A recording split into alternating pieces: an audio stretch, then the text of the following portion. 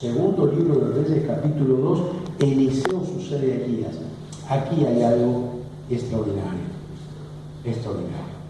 sencillamente extraordinario de lo que es liderazgo, lo que es la influencia, lo que es la relación, lo que es el proceso, lo que es, digamos, poder generar, porque podemos impactar nosotros a nuestra comunidad, y está bien, pero también es importante que impactemos a una persona. La reproducción, yo creo que esa ha sido una de las cosas que hemos fallado en estos años. El mentoreo, la reproducción. ¿Sí? ¿Cuántos pastores parecidos a ustedes hay? ¿Cuántos están reproduciéndose de ustedes? ¿Cuántos líderes están reproduciendo de igual que ustedes? Aquí en la región. ¿Cuántos? Y aquí hay una escena tremenda.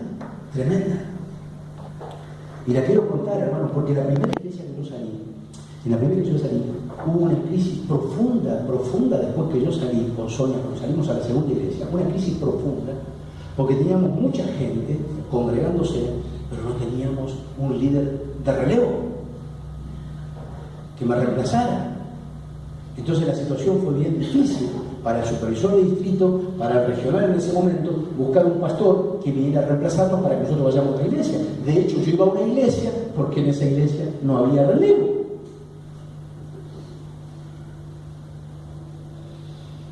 Entonces, la idea es que nosotros tenemos que trabajar con una visión tal que tenemos que ir generando lo que generó Elías y que no generó Josué, por ejemplo. Moisés hace con Josué lo que hizo Elías con Eliseo, pero Josué no lo replicó, ni tampoco Eliseo lo replicó. Es decir, ellos aprendieron de sus líderes y de sus maestros y no repitieron lo que vieron en sus maestros y en sus líderes. Josué, llegó un momento cuando Josué tenía que morir que no había líder para reemplazar a Josué, y llegó un momento que el libro de Jueces capítulo 2 verso 10 dice: y se levantó una generación que no conocía a Dios. Se cortó toda esa línea de ese mensaje y de ese impacto y de ese trabajo que estaba haciendo Israel, sencillamente porque Josué no preparó un hombre. Ahora, fue un buen líder Josué, extraordinario, como pocos, fue estratega, como pocos, hizo un trabajo excelente, fue un hombre temeroso. Él fue casi en el final de su día, dice: ustedes elijan si van a servir a Dios o a quién van a servir, pero yo y mi casa serviremos al Señor. Josué es un ejemplo de liderazgo, como Nehemías es un ejemplo de liderazgo, y como otros grandes líderes de la Biblia que nos enseñan lecciones profundas de liderazgo, pero fracasó en un punto. No dejó un relevo, no dejó alguien que le dé continuidad al proceso. Y Eliseo, que vio al gran profeta, porque si hay un profeta con mayúscula en el Antiguo Testamento puede ser Elías, y Eliseo dice la palabra de Dios literalmente que el doble, si nosotros contamos, el doble de los milagros que hizo Dios a través de la mano de Elías, lo hizo Eliseo. Cuando le pide: dame una doble porción de tu espíritu, realmente fue tan literal eso que la Biblia contabiliza el doble de los milagros por manos de Eliseo. Si tan impactante fue la influencia, hubo relación. Hay que leer el capítulo 2 todo entero para ver esa secuencia. Elías sabe que ya va a partir. Hay una escuela de profetas, hay grupos, pero lo sigue. Eliseo lo sigue. Y Elías le dice: llegan a un punto y los profetas están mirando de lejos y ven la escena. Y Elías le dice: apártate de mí, vete a tu lugar, yo tengo cosas que hacer. ¿Sí? Es increíble desde el punto de vista del texto y desde el punto de vista de la cultura que Eliseo no le da caso a lo que le decía Elías por primera vez en la vida. Porque es muy fuerte eso. La palabra de un profeta era la palabra de un profeta, y tenemos que pensar en Samuel. Cuando Samuel llegaba, temblaba la gente, es pacífica tu venida. ¿Cómo viene? Porque sabían que estos profetas traían una palabra, realmente una palabra directa de parte de Dios. Estaban tan en sintonía con Dios y tenían tanta percepción de lo que Dios quería, que venían con la palabra fresca de Dios, literal. Ahora, en ese momento le dice: ven. Yo quiero encontrar antes la expresión de Eliseo.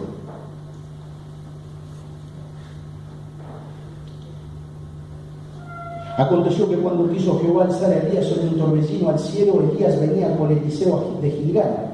Y dijo Elías a Eliseo: quédate ahora aquí, porque Jehová me ha enviado a Betel. Y Eliseo dijo, vive Jehová y vive tu alma, que no te dejaré. Descendieron pues a Betel, saliendo Eliseo y los hijos de los profetas que estaban en Betel, le dijeron, ¿sabes que Jehová te quitará hoy a tu Señor de sobre ti? Y él le dijo, sí, yo lo sé, le dijo Eliseo. Eran profetas, sí, yo lo sé, callad. Y Elías volvió a decir a Eliseo, quédate aquí ahora, porque Jehová me ha enviado a Jericó. Ya estaban en Betel. Y él dijo, vive Jehová y vive tu alma, que no te dejaré. Vinieron pues a Jericó. Y sigue la historia. Esto se repite hasta que cruzan, ¿sí?, el Jordán, van del otro lado. Cruzan el Jordán, van del otro lado. Los profetas quedan de acá mirando la escena a lo lejos. Y fue tan perseverante Eliseo que llega un momento que Elías le dice, esta es la escena gloriosa. Elías le dice, vencidos Elías, no se lo podía sacar encima con nada. Dice, bueno, dime lo que quieres que te haga. Dime qué quieres que te haga. Quiero una doble porción de tu espíritu.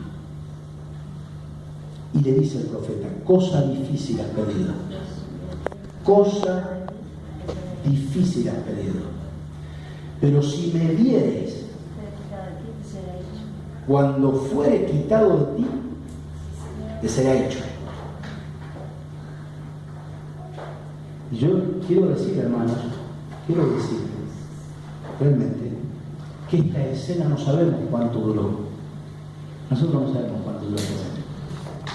Si algo tiene el Espíritu Santo es la capacidad de síntesis, el poder de síntesis. Dice las cosas en pocas palabras, sin dar muchos detalles, pero nosotros sabemos cuánto duró ese tiempo, esa escena que estaban viendo los profetas a la distancia. Pero la realidad es que en ese momento Eliseo estaba siguiendo a Elías por todos lados y no le quitaba los ojos de encima, por una concentración tal, sabiendo que ese momento era crucial para su vida. ¿Cuántos queremos la unción de Dios? ¿Cuántos queremos la gracia de Dios realmente? ¿Y cuántos sabemos que tiene un costo esa unción? Tiene un costo real esa unción. Eliseo pagó el precio. Elías lo mentoreó toda su vida. Elías fue un padre para Eliseo, un padre espiritual, como Pablo de Timoteo. Ahí está, Moisés, Josué, Elías, Eliseo, Pablo, Timoteo, quizás los tres ejemplos más importantes de mentoreo que tenemos en toda la Biblia de influencia. Y entonces, en un momento, hermanos, viene un torbellino, viene un remolino, un fuego, lo levanta el torbellino a Elías al cielo, ¿sí? Carros de fuego lo llevan. Eliseo grita y dice, Padre mío, Padre mío, Padre mío, Padre mío, carros de Israel y su gente de a caballo. Y mientras gritaba esto y veía la gloria de Dios y veía esa cosa majestuosa, porque tenemos dos casos nomás, Enoc y Elías, sabemos, dice que Enoc caminó con Dios y Dios se lo llevó, y Elías se lo llevó. Y fue tan majestuosa escena que mientras estaba así glorificando, cayó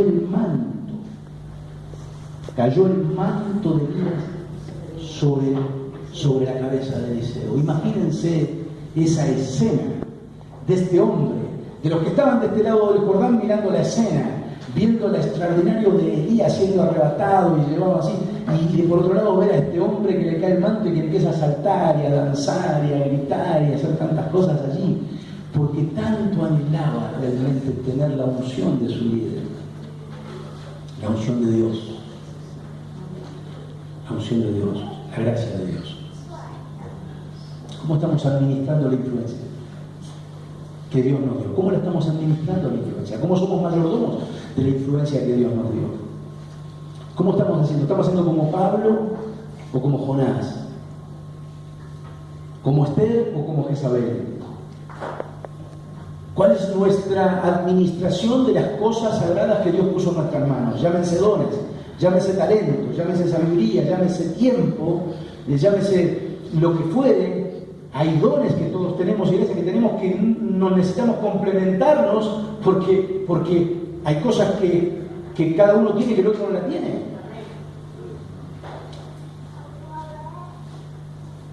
Vamos a estar puestos de pie, vamos a estar puestos.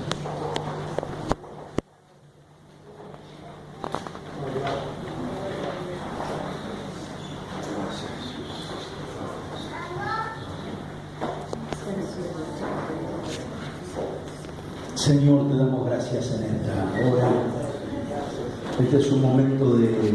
Queremos tomarnos unos minutos, Señor, antes de ir al almuerzo, ya que tenemos todavía unos minutos.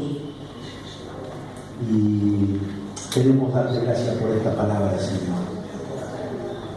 Tan fuerte que vos le diste a los discípulos y a nosotros, que nos pone en un nivel de responsabilidad muy alto, no para que tengamos miedo, sino para que seamos conscientes de las cosas que estamos administrando. Vos decís, Señor, que el que a nosotros nos escucha, te escucha a vos. Vos decís, Señor, que el que a nosotros nos oye, te está oyendo. Y si a nosotros nos desechan, también te desechan. No solo a vos, sino también al que te envió. Queremos con temor y temblor tomar esta palabra, con temor y temblor tomar esta responsabilidad. Los evangelistas que predican en las iglesias, en las campañas, a las personas, muchos de ellas que no conocen, que nunca escucharon, tienen una tremenda responsabilidad. Los pastores que predican en sus congregaciones semana tras semana y que tienen a la iglesia esperando la palabra de Dios, con gente que llega también por él, tienen una tremenda responsabilidad. Nosotros que estamos hablando de los pastores tenemos una tremenda responsabilidad. Es que realmente, Señor, la gente quiere escuchar palabra de Dios. Lo que les satisface el alma es la palabra de Dios. Es bueno que en las iglesias tengamos, obviamente, médicos, doctoras que vengan a dar charlas a los hombres, a las mujeres, a los jóvenes sobre medicina, sobre prevención, que tengamos quien hable de la prevención de las adicciones, quien hable de diferentes temáticas, que tengamos especialistas que nos ilustren y que podamos ver temas diversos, incluso temas de política. Pero la verdad es que cuando estamos en el púlpito, Señor, ya sea una campaña, ya sea una reunión de avivamiento, ya sea un culto de la iglesia, ya sea una convención, todos esperan palabra de Dios. Dice tu palabra en el Evangelio de Marcos, en el capítulo 2, que la gente se agolpaba a la puerta, de modo que ya no cabían ni aún en la puerta, porque venían a escuchar la palabra. Porque venían, porque dice que Jesús les predicaba la palabra, dice Marcos. Y la gente no cabía ni aún a la puerta porque Él les predicaba la palabra. No dice una palabra, un mensaje. Les hablaba del reino, les hablaba de esto, les hablaba de aquello. Usa el artículo Marcos y dice la palabra, que no es una palabra entre otras palabras, es la palabra con mayúscula, es la palabra de Dios, la palabra que transforma, la palabra en la revelación de Dios.